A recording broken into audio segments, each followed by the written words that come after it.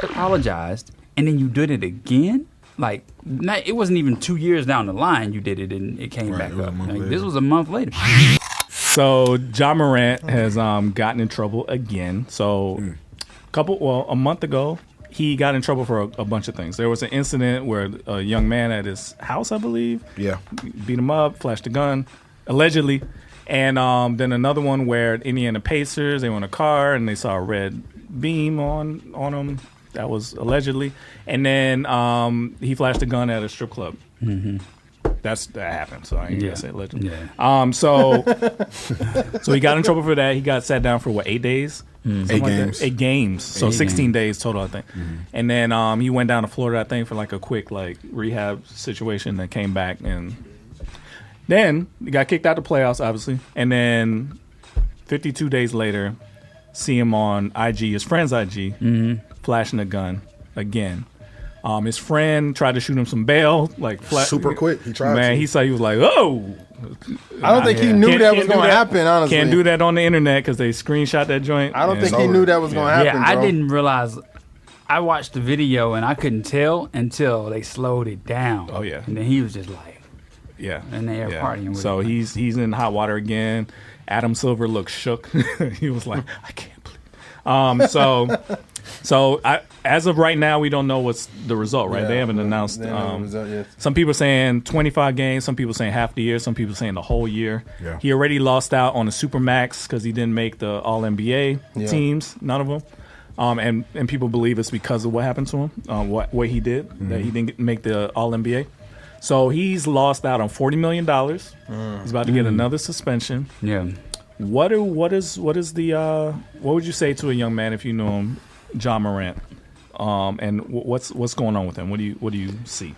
So my first question would be, what do you value, right? Because it might not be money. You might not value money. I would think that if you were a superstar in the NBA and you've come this far, that you would value what you can do for your family and other people. Because he has a small daughter, and parents that he takes care of.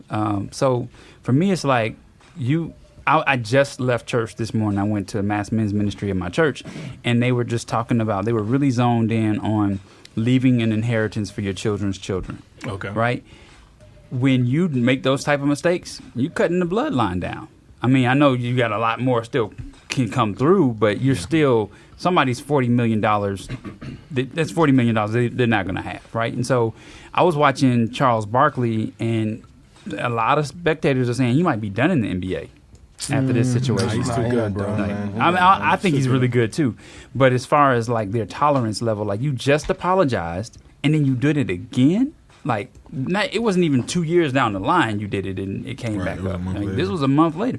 So to me, it's like, what do you value? Because, I said I was going to go back to Paris on this because he had said something about, when you sat down for this interview and you were like, nah, I'm not doing that. That's not how I get down and I roll. So if he's in the same situation where is somebody influencing him or is he influencing somebody? I know you mentioned that on our call too. Yeah, everybody's saying his friends might be whack, but he may be the one influencing his friends.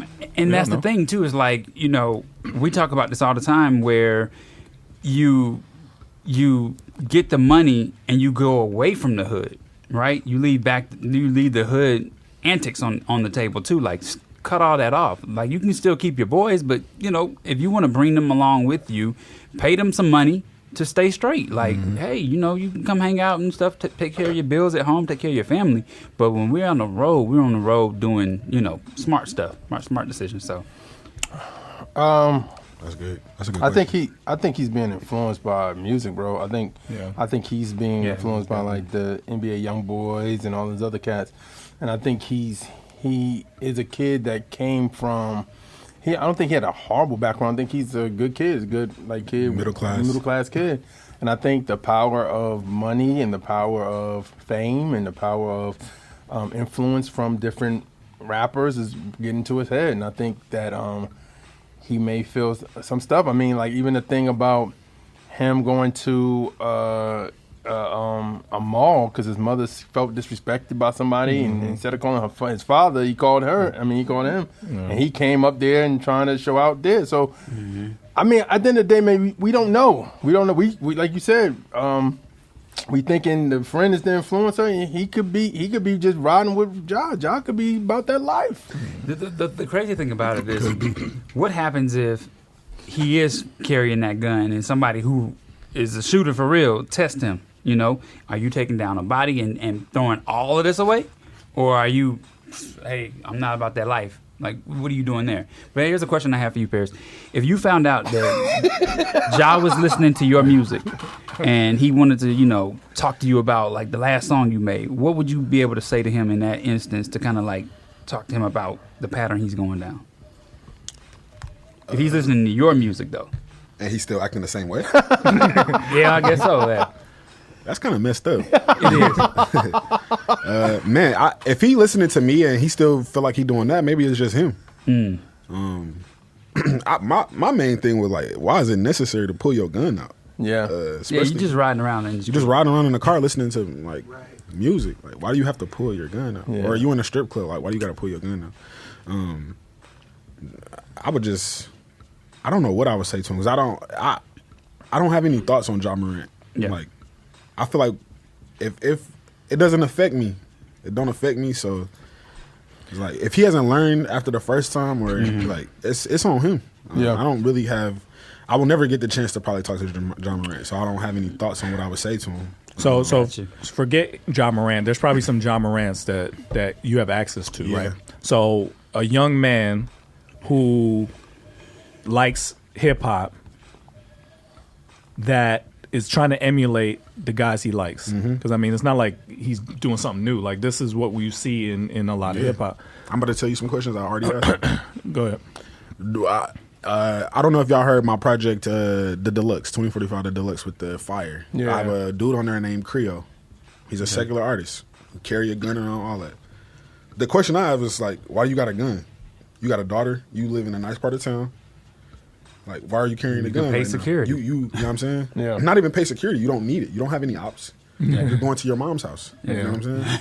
So I just asked some questions. It's like I don't have, because I think as Christians we make the mistake of trying to change someone, and it's like, man, maybe you're just supposed to ask the right questions, listen, like figure out, like what he said, like maybe it's Ja influencing them. You know what I'm saying? Maybe it's not his friends.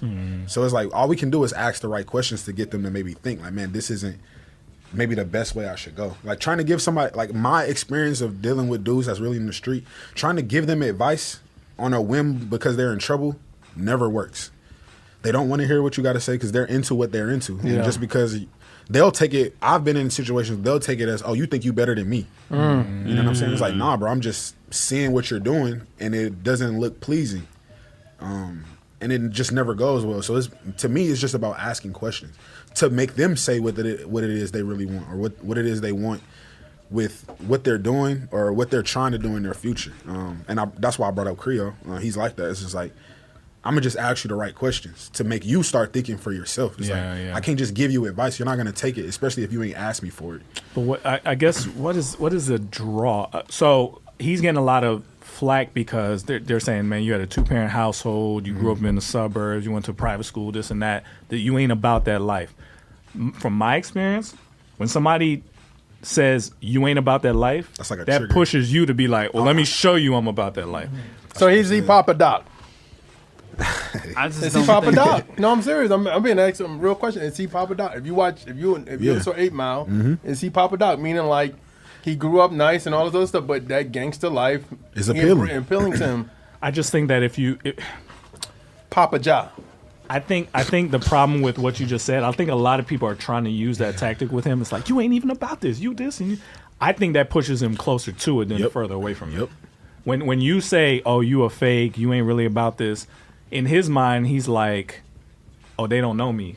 I am really about this. But that's what I'm saying. And he's said that before too, like on camera, like I've been about that. I'm gonna stay on that. We've been on that. It's like, been on what? Like, you know what I'm saying? It's like, it's just a question. What have you been on? Like, every time I hear about you is you play AAU with Zion Williamson, who grew up in a white neighborhood. So how you play AAU with him, but you been on that? Like, Your dad had you at 6 a.m. in the backyard running laps. Like, what did you do? You know what I'm saying? So well, what if he's new to been on that? No, I don't think so. So you can't unless they taking money from you. No, that's that too. So extortion. Just I mean, you guys. Okay, so growing up in Florida, I grew up in Florida, right? The area I grew up in is Miramar, Pembroke Pines area, right? Okay. Fort Lauderdale, that zone. That's technically suburbs of Miami, right? So the people there didn't have a real reason to act like that. Yeah. However, because of influence, music, I live near like Trick Daddy, lived in Miramar too, in the same area. So it's not like an area where you gotta fear for your life. I mean, there was issues, there was gangs around there, and this stuff happened in but I never felt like I gotta be like hard. I'm hard. I'm this. There's a temptation to do that. Yeah. There's no real reason. Yeah. You're not from the mud or anything like that. That's not what you're from.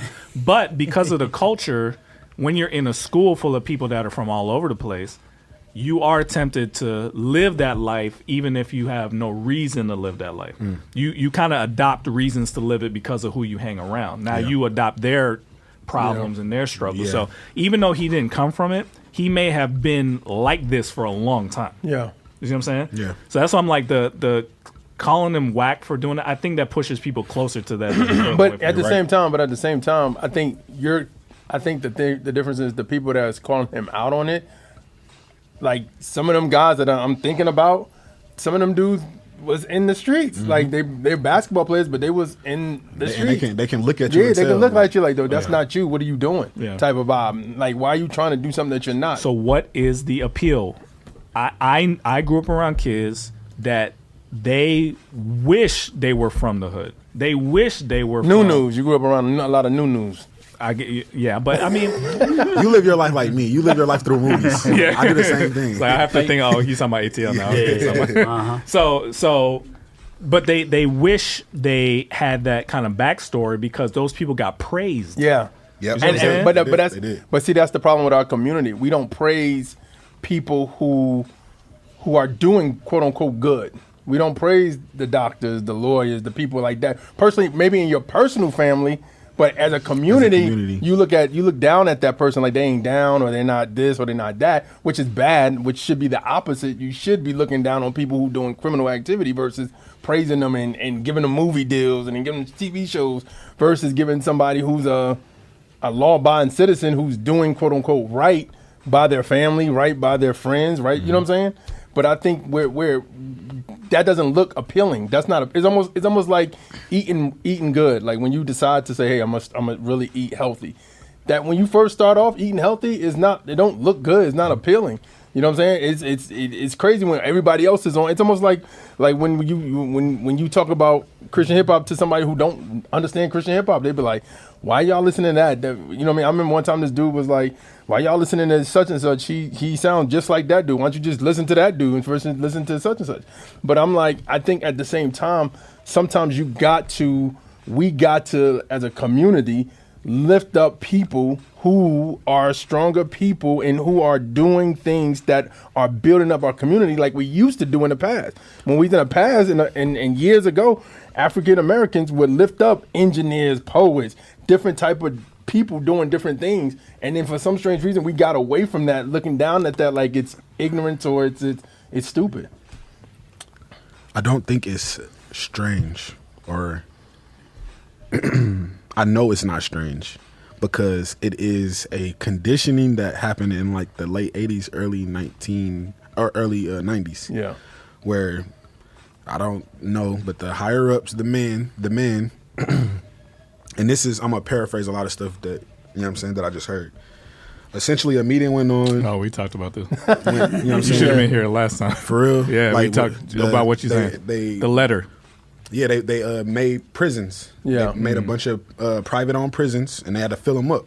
So they start putting down the Public Enemies, the Queen Latifahs, the positive rap, and reconditioning the children of the 80s and 90s of thug gangs. That's all they're pushing. Yeah. You know what I'm saying? So it just conditioned us to that is what we now, you know what I'm saying? This is what they was trying to like get us to. It's like it's not our community. It's just it's embedded in us from those times. How they condition us through our music. Yeah, because our music, like in those songs, we were conditioned those because the rappers, the people that was giving us the music we was listening to, was bigging those people up. So it's like, oh, as a community, that's what we gonna do. But then when it changed, it's like, oh, like let's kill each other, let's drink, let's smoke, let's what I'm saying, have sex, let's party up, party. And it's like, man, like where's the, and then you get one or two conscious artists. Yeah. Kendrick and J. Cole. Yeah. And even still, they cuss up a storm. They talk about, you know what I'm saying, sex. They, you know what I'm saying, it's still a piece of it, but I don't think it's by accident or coincidence that it's a conditioning that we have that we just need more people to, you know what I'm saying? Yeah, I don't think it's about money, and that's why I don't think money is changing his mind. It's this mentality that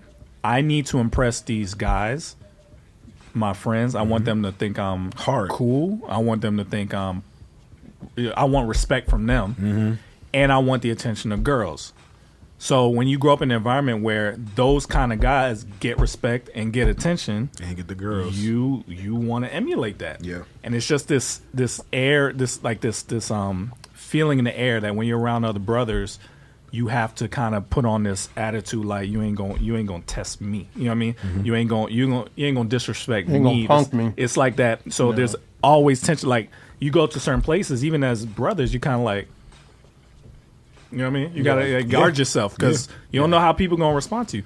And I think that's what I believe this is for, is to cut through all of that and show kids that you do not have to act like that. Yeah, that is not cool. I know they made it look cool, but it is not cool. There's a different way to be. That's why we have conversations like this, so you can see black men talking to each other about life, and we not talking about slanging and like that's not cool to us. Yeah, and there's a lot of us that feel that way. It's not, we're not that much of a minority. Yeah. So I hate that seems to be what he desires. And my constant goal with Trackstarz, with the music we support, is to try to counteract that influence. Yep. It's hard. Yeah. It's really hard. But I'm praying that with this community, we're inspiring artists, we're inspiring creatives, we're sending people out that can tell these kids that is not cool. The stuff that NBA Youngboy does, the stuff that these people that is not cool. Yeah, that's why we were gonna talk about what's the boy name, J. Cole and J. Cole and Lil Durk. Lil Durk. I appreciate that song because this is a positive song, right? They may turn around and do something that's not positive. Yeah. But I want to encourage everybody to say that's a good song. Why we can make those. That's cool in it. They're being positive, bigging up their community, blah blah blah. We can have a culture, even if you're not a Christian, where we make music that's uplifting and not downgrading. That I believe that's possible. Yeah. So that's why we do what we do. Yeah. So hopefully that can get through his heart. God, this is what I pray for Ja. I pray that God is knocking on his heart, bothering him like, hey, bro. Yeah. I need to talk to you. I need to talk to you. And maybe the situation, the punishment, the suspensions, the getting in trouble will be God's way of saying, I need you. I need your heart. I need your heart. This ain't you. I made you. I actually know who you are. So that's my prayer for him. Okay.